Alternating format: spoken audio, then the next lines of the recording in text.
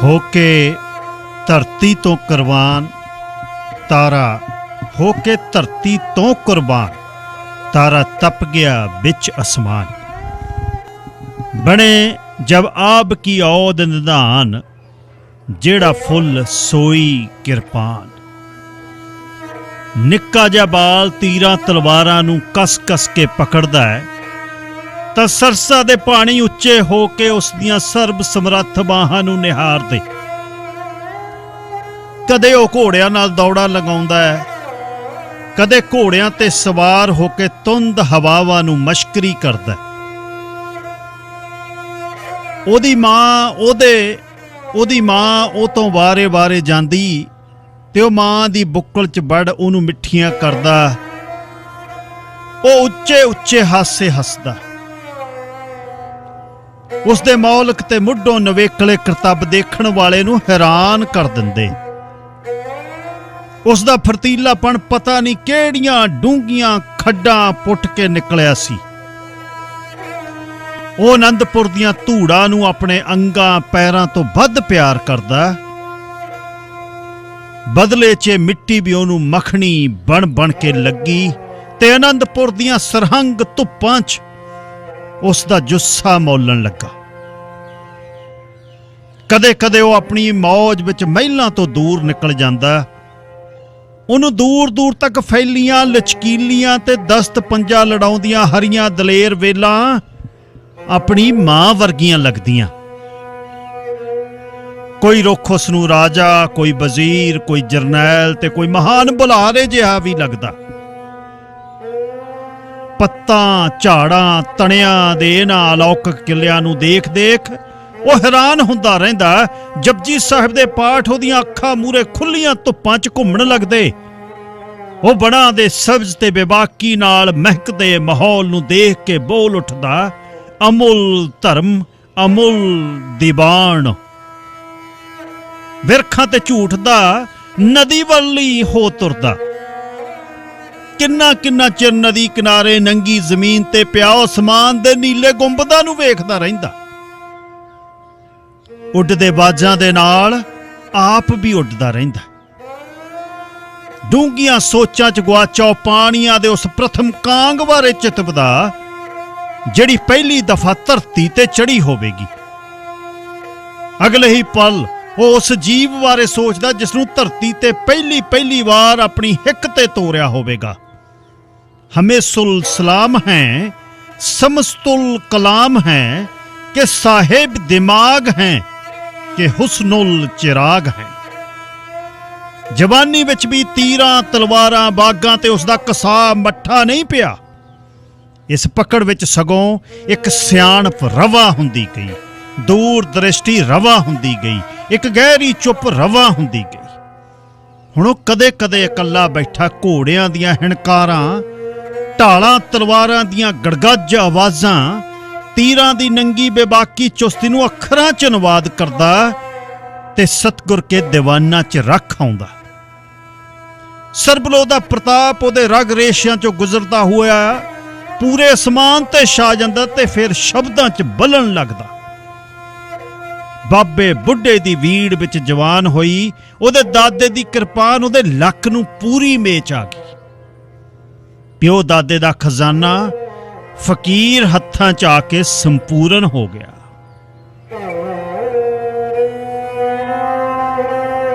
ਬਚਪਨ 'ਚ ਜਿਨ੍ਹਾਂ ਬਿਰਖਾਂ ਨੂੰ ਦੇਖ ਕੇ ਉਹ ਬਾਵਰਾ ਹੋ ਜਾਂਦਾ ਸੀ, ਉਹਨਾਂ ਬਿਰਖਾਂ ਦੀਆਂ ਟੀਸੀਆਂ ਤੋਂ ਹੁਣ ਵੀ ਛਾਵਾਂ ਵੇਰਾਂ ਵਾਂਗੂ ਕਿਰਕੇ ਉਹਦੀ ਝੋਲੀ ਵਿੱਚ ਡਿੱਗ ਪੈਂਦੀਆਂ ਜਿਵੇਂ ਰੱਬ ਦਾ ਪ੍ਰਸਾਦ ਹੋਣ।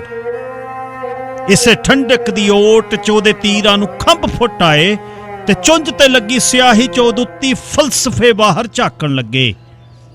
ਉਹ ਵੀ ਭਲੀ ਭਾਂਤ ਜਾਣ ਗਿਆ ਕਿ ਉਸ ਦਾ ਮਨ, ਮੱਥਾ ਅਤੇ ਉਸ ਦੇ ਹੱਡ ਕੁਦਰਤ ਨੇ ਕਿਸੇ ਵੱਡੇ ਬਦਲਾਅ ਵਾਸਤੇ ਚੁਣੇ ਹਨ।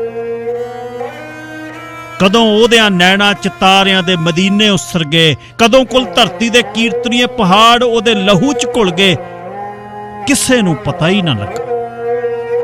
ਉਸ ਨੂੰ ਆਉਣ ਵਾਲਾ ਵਕਤ ਸਾਫ਼ ਦਿਸ ਰਿਹਾ ਸੀ, ਜਦ ਅਸ਼ਬ ਹੁਨਰ ਦਾ ਲਾਚੜਦਾ ਪਾ ਇਲਮੋ ਵਰਗ ਸੁਤਾਨ ਸੱਜਣ, ਜਿਸ ਵੇਲੇ ਖਿੱਤੀਆਂ ਸਰਕਦੀਆਂ ਤੇਰਾ ਧਰੀਏ ਰੋਜ਼ ਧਿਆਨ ਸੱਜਣ।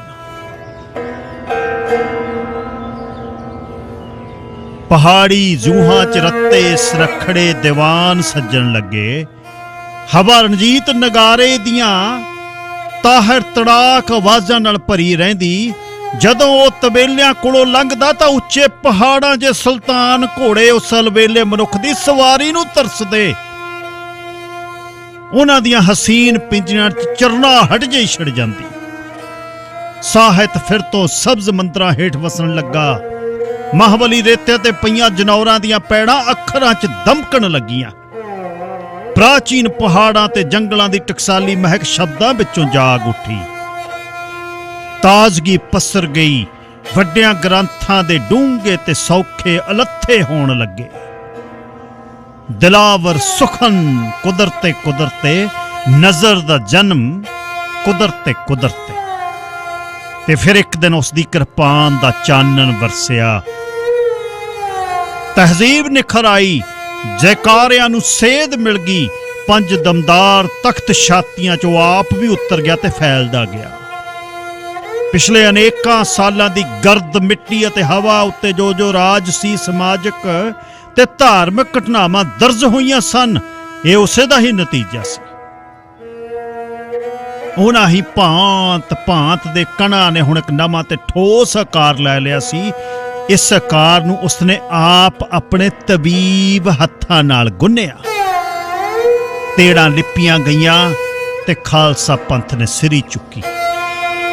ਪੱਗ ਕੱਲੀ ਵੀ ਹੈ, ਪੱਗ ਫੌਜ ਵੀ ਹੈ, ਪੱਗ ਨਿਤਰੇ ਮਨ ਦੀ ਮੌਜ ਵੀ ਹੈ, ਪੱਗ ਸਫਰ ਜ਼ਫਰ ਹੈ, ਗੀਤ ਵੀ ਹੈ, ਪੱਗ ਨਜ਼ਰ ਵੀ ਹੈ, ਪੱਗ ਨੀਤ ਵੀ ਹੈ, ਪੱਗ ਤੜਕਦੇ ਥੜਕਦੇ ਨੇਤਰਾਂ ਚੋਂ ਉੱਠੀ ਇੱਕ ਰੂਹਾਨੀ ਤਾਨ ਵੀ ਹੈ, ਪੱਗ ਦੇਗ ਵੀ ਹੈ, ਪੱਗ ਤੇਗ ਵੀ ਹੈ, ਪੱਗ ਧਰਤ ਵੀ ਹੈ, ਅਸਮਾਨ ਵੀ ਹੈ।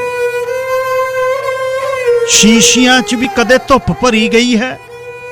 ਹਵਾ ਦੀਆਂ ਬੈਠਕਾਂ 'ਚ ਚਾਨਣ ਦੇ ਸ਼ਮਲੇ ਲਹਿਰਾਏ। ਉਹਦੀ ਨਿਸਰੀ ਤਬੀਅਤ ਨੇ ਉਹਨੂੰ ਸਾਰੀ ਮਨੁੱਖਤਾ ਦਾ ਹਮਦਰਦ ਬਣਾ ਦਿੱਤਾ ਤੇ ਗੀਤਾਂ ਵਾਲੀ ਇਸ ਧਰਤੀ ਦਾ ਸਰਬ ਸਾਂਝਾ ਗੁਰੂ। ਜਦੋਂ ਇਸ਼ਕ ਜਨਮ ਲੈਂਦਾ ਹੈ ਤਾਂ ਕਿਵੇਂ ਅੰਗਾਂ ਦੇ ਨਕਸ਼ੇ ਬਦਲਦੇ ਨੇ ਤੇ ਕਿਵੇਂ ਕੰਗਰੋੜਾਂ ਬਾਗੀ ਹੋ ਕੇ ਮਿੱਥੇ ਕਾਰਜ ਨੇਪਰੇ ਚਾੜਦੀਆਂ ਨੇ। ਇਹ ਸਭ ਉਸ ਦੌਰ ਦੇ ਲੋਕਾਂ ਨੇ ਆਪਣੀਆਂ ਅੱਖਾਂ ਦੇ ਨਾਲ ਦੇਖਿਆ। ਉਹ ਆਪਣੀਆਂ ਸਾਧਾਂ ਜਿਹੇ ਤੀਰਾਂ ਦੇ ਨਾਲ ਕਾਗਜ਼ਾਂ ਤੇ ਨਮਸਤੰ ਬਾਉਂਦਾ ਰਿਹਾ। ਇਹੀ ਸ਼ਬਦ ਕਾਗਜ਼ਾਂ ਤੋਂ ਉੱਠ ਕੇ ਟਿੱਬੀਆਂ ਤੇ ਚੜ ਕੇ ਕੌਮ ਦੀ ਰਹਿਨਮਾਈ ਵੀ ਕਰਦੇ ਰਹੇ। ਤਾੜੀਆਂ ਮਾਰਦੇ ਨਿਰਭਉ ਹੋ ਕੇ ਘੜੀਆਂ ਚੋਂ ਨਿਕਲਦੇ ਰਹੇ। ਮਰਦੇ ਮੈਦਾਨ ਬਣ ਕੇ ਫਤਿਹ ਹਾਸਲ ਕਰਦੇ ਰਹੇ। ਜੂਹਾਂ ਕਿਲੇ ਨਗਰ ਖੇੜੇ ਟੱਬਰ ਗੱਦੀਆਂ ਬੁੰਗਿਆਂ ਨੂੰ ਪਿੱਛੇ ਛੱਡਦੇ ਰਹੇ। ਕੰਜ ਲਾਉਂਦੇ ਗਏ, ਭਾਣਾ ਮੰਨਦੇ ਰਹੇ।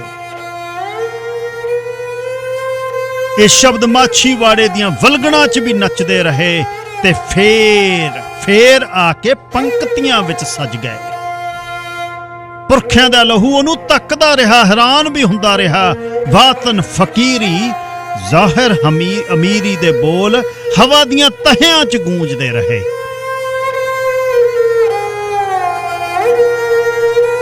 ਚਾਰੇ ਪੁੱਤਰਾਂ ਨੂੰ ਚਾਰੇ ਦਿਸ਼ਾਵਾਂ ਦੇ ਹਵਾਲੇ ਕਰਕੇ ਉਹ ਜ਼ਫਰਨਾਮੇ ਉਸਾਰਦਾ ਰਿਹਾ। ਧਮਕ ਐਸੀ ਪਈ ਕਿ ਸ਼ਾਹੀ ਪਿਆਲੇ ਟੁੱਟ ਗਏ। ਮੁਗਲਾਂ ਦੇ ਤੰਬੂ ਕਨਾਤਾਂ ਹਵਾ 'ਚ ਉੱਡਣ ਲੱਗੇ। ਸਰਗੀਆਂ ਦੇ ਨਿਖਰੇ ਸੂਰਜ ਨੇ ਪੈਲ ਪਾਈ।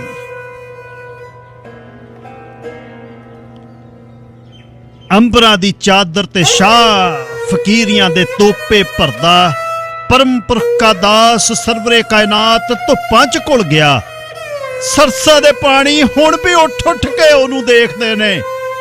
ਉਹ ਹੁਣ ਵੀ ਉੱਚੇ ਉੱਚੇ ਹਾਸੇ ਹੱਸਦਾ ਹੈ, ਆਪਣੀ ਮਾਂ ਨੂੰ ਮਿੱਠੀਆਂ ਕਰਦਾ ਹੈ। ਡੂੰਘੀਆਂ ਤਲੱਤਣਾ ਵੱਲੀ ਵੇਖਦਾ ਹੈ। ਤੀਰਾਂ ਤਲਵਾਰਾਂ ਨੂੰ ਕਸ-ਕਸ ਕੇ ਪਕੜਦਾ ਹੈ, ਘੋੜਿਆਂ ਨਾਲ ਦੌੜ ਲਗਾਉਂਦਾ ਹੈ।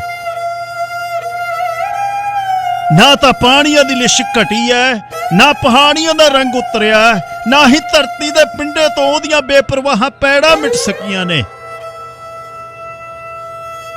ਉਹਦੇ ਤੀਰਾਂ ਦੀਆਂ ਝੁੰਝਾਂ ਅੱਜ ਵੀ ਖਾਕ ਬਣ ਕੇ ਹਵਾ 'ਚ ਉੱਡਦੀਆਂ ਨੇ, ਕਲੰਗੀਆਂ ਲਹਿਰਾਉਂਦੀਆਂ ਨੇ। ਬਾਜ ਧਰਤੀਆਂ ਤੇ ਉਤਰਦੇ ਨੇ, ਹੁਣ ਵੀ ਡੂੰਘੇ ਜੰਗਲਾਂ 'ਚੋਂ ਅਕਾਲ ਉਸਤਤ ਦੇ ਆਵਾਜ਼ੇ ਉੱਠਦੇ ਨੇ। ਤੂੰ ਹੀ ਤੂੰ ਹੀ ਤੂੰ ਹੀ ਤੂੰ ਹੀ ਤੂੰ ਹੀ ਤੂੰ ਹੀ ਤੂੰ ਹੀ ਤੂੰ ਹੀ ਤੂੰ ਹੀ ਤੂੰ ਹੀ ਤੂੰ ਹੀ ਤੂੰ ਹੀ ਤੂੰ ਹੀ ਤੂੰ ਹੀ ਤੂੰ ਹੀ ਤੂੰ ਹੀ।